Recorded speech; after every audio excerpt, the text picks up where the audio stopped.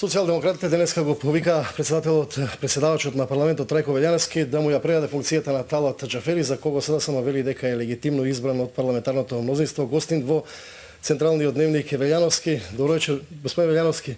Добро вечер. Што сте вие во моментов? Преседавач на конститутивната седница.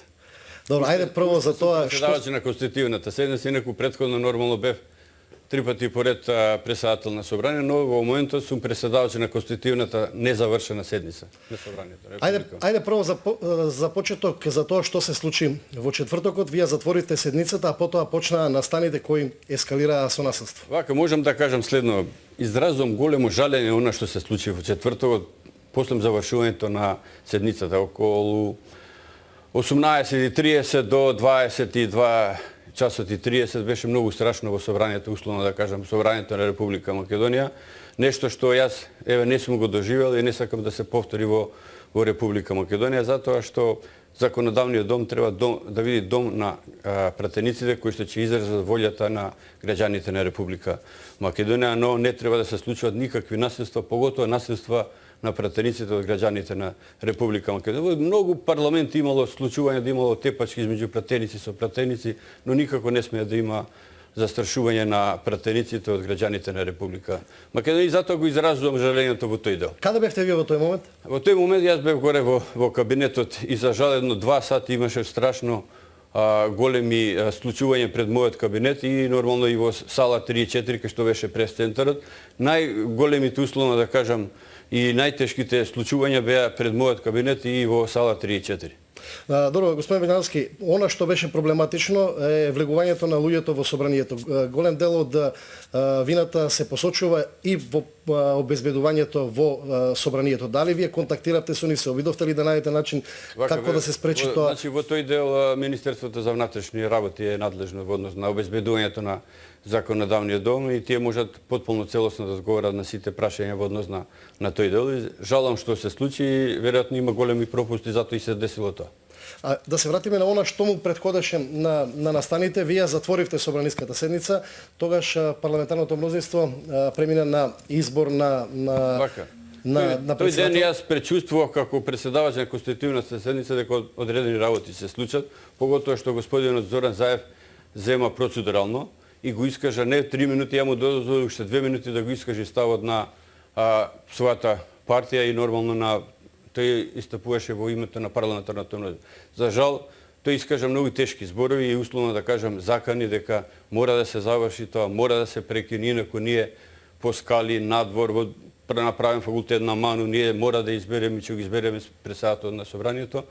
Но јас пречувствував и сметав дека сепак ќе превладува разумот, затоа што и пратениците други после тоа упатеа голем број на молби. И од моја страна беше упатена молба да сепак превлада разумот, затоа што ние сме и работиме за интересите на граѓаните на Република Македонија. Ние не треба да ја продлабочиме кризата, него да придонесеме да излеземе од кризата. И верујте, не очекував дека тоа ќе го направат. Тие имаа смислено сценарио, верете. Смисленото сценарио им беше затоа што ни најмалку не дадоа знак дека тоа ќе се случи. Дури до мене како преседавач на конститутивната седница имаше подпис од 31 пратеник сите од СДСМ да работи собранието и утредента во петокот да продолжи со седницата. Јас им го одобрив тоа, разговарав и со нив и со другите од другите пратенички групи дека во петок ќе работиме. И ништо не најавија дека тоа ќе се случи. Но веројатно тие го има тоа смислено затоа што се гледа дека тие ги имаат подготвувано сите, условно да кажем, нивни сценарија, документи, но не ги направија онака како што требаше согласно деловникот да се направи. Се заврши, се прекина конститутивна седница во 18 часот, јас се продолжив за утредента во петок во 11 часот. После да уште 10-15 минути тука и после нормално се качив горе во кабинет. Не пречувствував, како што и друг пат имало, дека после завршувањето на седницата по прекинот 10-15 минути ќе се заменат пратениците и нормално ќе се заврши на како што требаше да се заврши. Добро, ајде сега што понатаму? СДСМ бара да вие го отстапите местото како преседавач на парламентот на Талат Џафери. Можеме да збориме од два аспекти. Од правен легалистички и од политички. Јас први ќе кажам од правен легалистички. Јас сум легалиста. Долго време се занимавам со правото, со легалноста и тука сакам да биде конкретно и за овој, но и за многу други едни случаи. Затоа што ако ние го почитуваме правниот поредок, имаме држава. Ако не почитуваме правен поредок, немаме држава. Основото во демократијата треба да се почитуваат правилата, а после да дојде до израз бројката, мнозинството, по завршувањето на сите процедури и правила. Во сите демократски држави е така. Така треба да види во Република Македонија. Но не сме некој само да се удира в гради да вика јас имам бројката, онака ќе правам како што сметам дека треба да се прави. Еве ја конкретно ќе кажам. Како можат тие да кажат дека го избрале Талат Џафери за председател на собрание? Па прекршени се еден куп членови од деловникот, од закон за собрание, од уставот. Прекршено, например, од каде се измислија тие преседавачи? Јас сум преседавач, имам 20 заменици преседавачи. Тие на тој начин го прекршија член 9 од деловникот, член 63 од уставот. Тие викаат дека јавност, немаше јавност.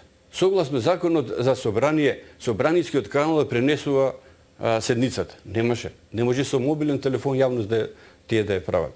После, во член 80 став 2 од деловникот пишува дека секој што побара збор треба да му се дае и до завршувањето на сите што се пријавиле, тогаш се констатира завршувањето на таа точка. Не може да се преиде на четвртата точка. Исто така, кворум, по кој основ утврдија тие кворум дека има толку присутни, толку гласале? Значи нема никаков, не може господинот Мисовски само со еден поглед да утврди. Немаше служба, немаше секретари, немаше никој кој што може тоа да го констатира. Значи тие изолира и службата, ги изолира сите претеници. Исто така, гласањето, по кој основ утврдија дека има присутни толку, гласале за, против толку биле, воздржани толку биле. Следно, во деловникот на собранието пишува дека председател на собранието кој ќе биде избран дава свечената изјава пред преседавачот. Пред кого ја даде господинот Талат Џафери изјавата? Кој му ја читаше изјавата? Ве молам.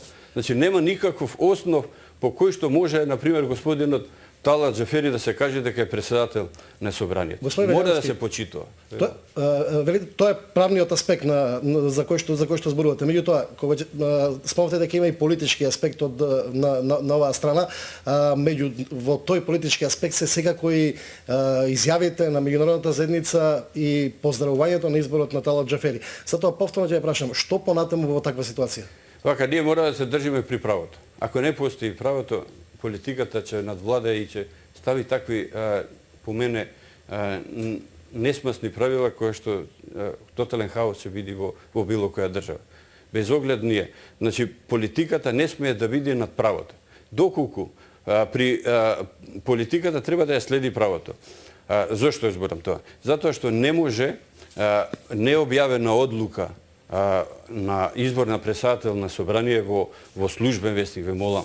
Па како може некој да биде председател на собрание без одлука во службен вестник? Тие во таа гужба кога ја правеа, тие заборавиле дека треба да се изготви одлука за избор на председател на собрание која што треба да биде објавена. За жал морам да кажам дека откако виделе тие таа страшна грешка, вршат страшен притисок во службите во собранието на Република Македонија, ретроактивно да се изготвила одлука за избор на Талат Џафери за председател на собрание, за да може да се достави во службен вестник. Ако нема одлука во службен вестник, нема избран председател на собранието.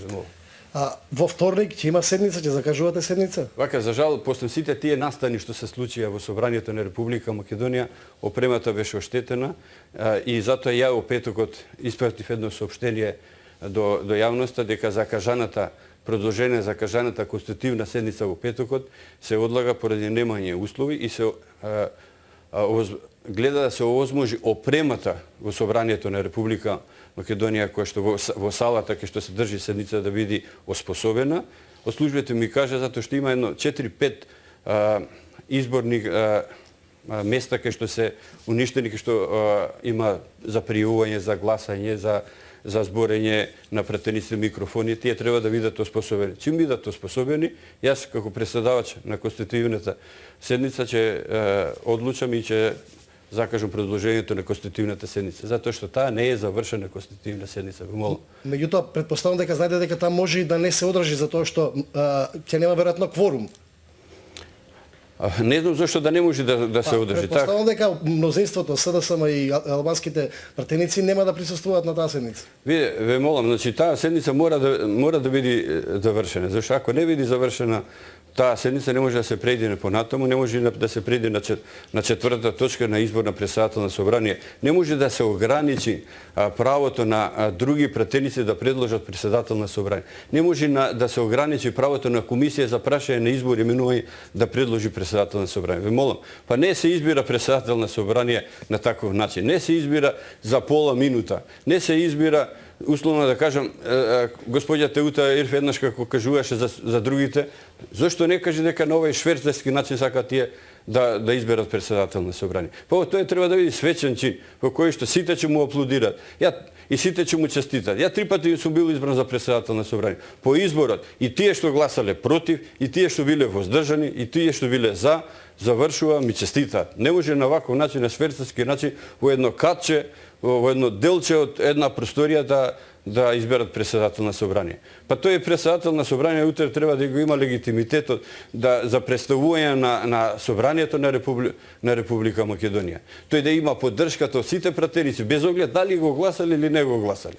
Господин Бајановски, само уште едно прашање за крај. Верувате ли и постои ли можност за диалог, за политички диалог? Председателот на државата повика меѓународната заедница, исто така министерот за надворешни Поповски од Малта повикува на политички диалог. Постои ли можност и вие во парламентот како се уште актуелен преседавач да иницирате некаква координација и да се врати барем диалогот политички во парламентот? Значи, јас вака ги замолувам сите да превладува разумот. Затоа што со разум можеме да излеземе од било која криза и од било која тешка ситуација. Ние се наоѓаме во оваа тешка ситуација. Моето предлог, моето размислување да се најде начин да има еден разумен предлог во кој што би били едните и другите прифатливи. Јас сметам и мислам дека треба да се произлезе од тоа, да продолжи конститутивната седница, да продолжи со третата точка во едно догледно време, договорено време, 3, 4 или 5 дена да завршиме со третата точка и да преидеме после на нормално оно како што биде на четвртата точка избор на председател на собрание, да им се даде можност на другите пратеници да предложат председател на собрание, да можат комисијата која што ќе избереме да предложи председател на собрание и пак врз основа на едно дебата за предложените кандидати да се избере и тогаш мнозинството по исцрпна дебата да ја покаже бројката која што има во собранието на Република Македонија. Но не смееме. Мене ме загрижува друго. Одреден број на претенции кажуваат и дури се фалат и дури мислат дека прават големо дело.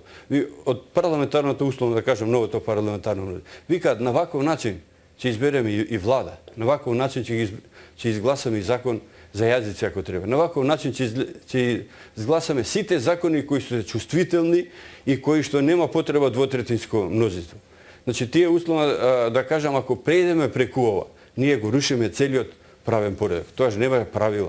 Тогаш надвладува бројката, надвладува силата, а што мислам дека еден преседан раѓа друг, трети, четврт преседан. Тоа не смееме да го правиме. И некогаш да знае, и секој треба да знае, она што го прави му се враќа. Ако го правиш позитивно, позитивно ти се врати. Ако правиш негативно, негативно ти се врати. Затоа тоа треба да биде водилка за да можеме ние да излеземе од оваа тешка ситуација во која што за жал навлегуваме после изборите. Благодарам гостин во Централниот дневник Трајко Вајановски.